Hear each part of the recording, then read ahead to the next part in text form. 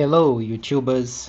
Hello, vloggers. Hello, fans of Insta 360 Ace Pro 2. I know most of you have bought the Xplorer grip kit, and it's such an amazing tool that helps convert the Insta Ace Pro 2 into a mini camera that you can walk around and take photos with it. And I agree, I've used it to make videos. I've used it to make videos for my YouTube channel. I've used it for vlogging. I've used it for even taking photos, and it does a good job. The 50 megapixel is quite interesting, and being able to also change the different modes is interesting, and the interest has been stirred by this Xplorer grip kit. The reason for making this video is because I've seen a lot of complaints from the users who are complaining that the shutter button is coming off easily, and there's a very simple solution to it. You see, this shutter button is meant to be screwed in. So I'm gonna screw it in into this the Xplorer grip cage. You can see you screw it in and it fits in properly. So I know one of the challenge that most of us are experiencing is that we have not been told, or it's not anywhere in the manual, that anytime you interact with this grip kit, you need to ensure that this shutter button is tightened.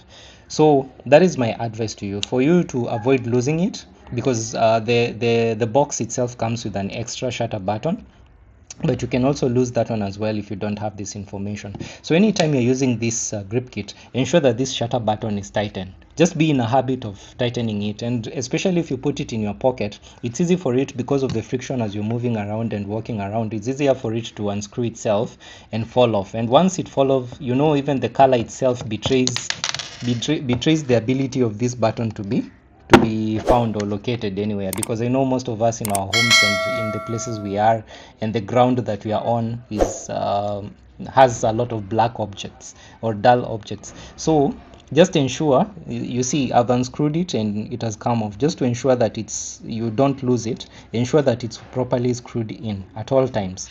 Anytime you just move around, just take an extra second and just ensure it's well tightened when using, and you won't have to lose it. And I know there is a spare one that is in the box, but you don't need to use that spare one. Just keep it for a day, maybe when this one you feel like maybe you just want to change, or maybe any other reason, or maybe you may never even use it. But that's the trick behind maintaining the shutter button and avoiding losing it.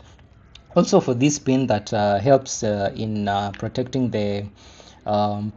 the audio input or the audio output place, you have to ensure that it's well placed in at all times. Sometimes because of movement, you may find maybe it's at that point, and it's so easy to neglect it, but it also prevents it, especially if you're living in areas where humidity is high and the water salinity is also high. You have to ensure that these parts do not encounter salty water, so that they don't begin to get rust, because these parts in here, I believe they are metallic and they can rust. So that's the reason why I've made this video, just to educate you and to ensure that you don't lose your shutter button.